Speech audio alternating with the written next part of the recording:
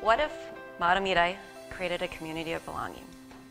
To me, a community of belonging means a community where people with disabilities are welcomed and encouraged to live life to the best of their abilities. 2 years ago, my daughter Chloe came into our life. She had 10 fingers, 10 toes, and she has Down syndrome. Last summer, my dad suffered a stroke. He was in a wheelchair, spent time in a nursing home, underwent months of therapy, and now occasionally uses a walker.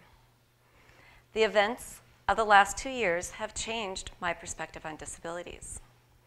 Not only a small percentage of this crowd will have experience with an individual with a long-term disability, but I can guarantee the majority of this room will have experience with a relative with a later in life disability, maybe a parent, a spouse, or maybe you. And the population of people living with disabilities is growing.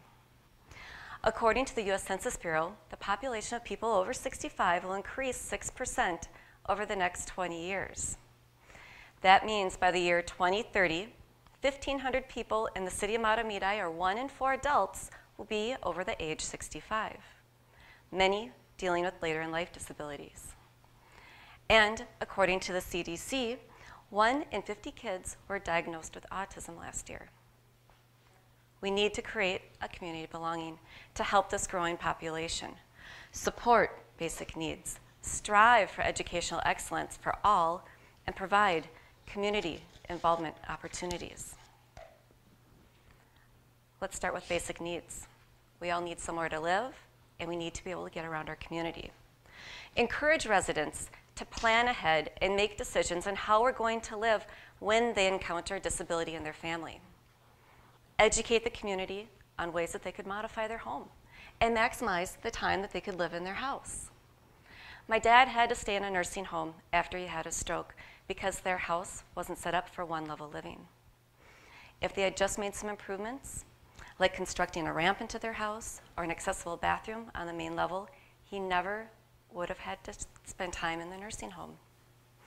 In Mahtomedi, as you plan for and support new senior housing in the community, please don't forget to create accessible housing for people of all ages.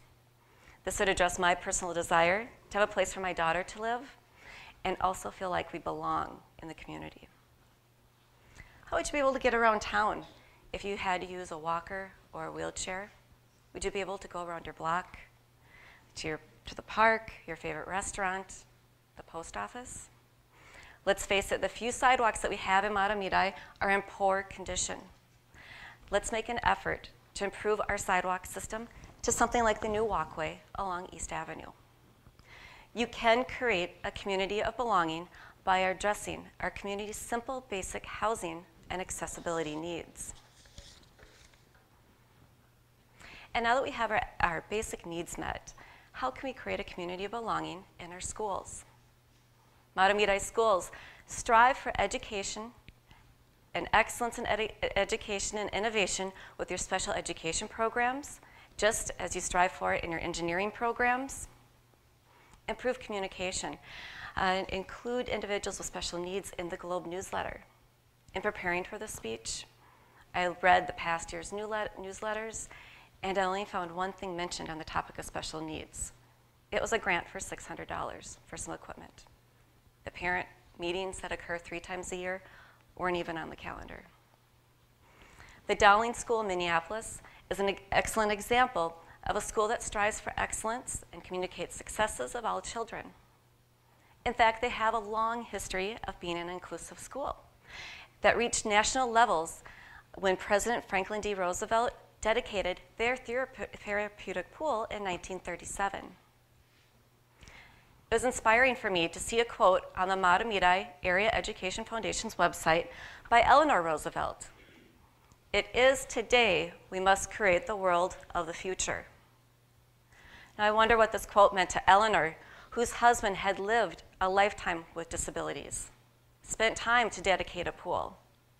And I wonder what this means to the Mahtomedi community. I had hoped it meant it is today we must create the world of the future for all kids, but I'm not sure it does. Because my heart sank when I read the Mahtomedi School's mission, vision, and values on their website. Note the vision is 4 simple words: all students, college ready. Now, as much as I hope my daughter is part of the growing population of people living with disabilities that will go on to college, I'm sure everyone here can acknowledge that this vision excludes children. Mahtomedi schools create a community of belonging. Change your vision to say something like excellence for all students, and carry out the true meaning of Eleanor Roosevelt's quote, "It is today we must create the world of the future." By striving for educational excellence for all kids, you're going to have a more educated population of people with disabilities who will contribute to our community, be more self-reliant, and they'll seek job opportunities. Employing people with disabilities. This was, in fact, the opening session topic at this past National Governors Association meeting, 2013. So not only do I see a need for my daughter to get the best education for future opportunities, but the National Governors Association sees that this is a need that needs to be addressed. As a community of belonging, I'd encourage Century College to look at ways to create new job skills programs for students with disabilities, and in turn expand their campus and perhaps benefit financially.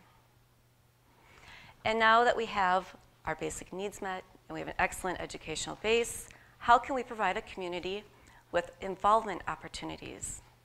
You know, one simple example is to work with our local garden club and add some elevated garden areas so that people that have a hard time bending down, perhaps from arthritis or wheelchair bound, can still participate in the garden club. It would even add some nice visual interest. It's that easy to do. And continue to support programs that involve senior and student interaction, like the senior volunteers that are door greeters at the elementary school. Find ways that residents can share their hobbies with each other. There's programs like Let's Go Fishing that provides no-cost fishing and boating trip opportunities for seniors and people living with disabilities. The same type of partnership could be created between people that have similar interests in arts, crafts, and woodworking. Create a community of belonging. If you do this, you're not only improving the lives of people living with disabilities, with long-term disabilities, but also later in life disabilities, possibly you. Thank you.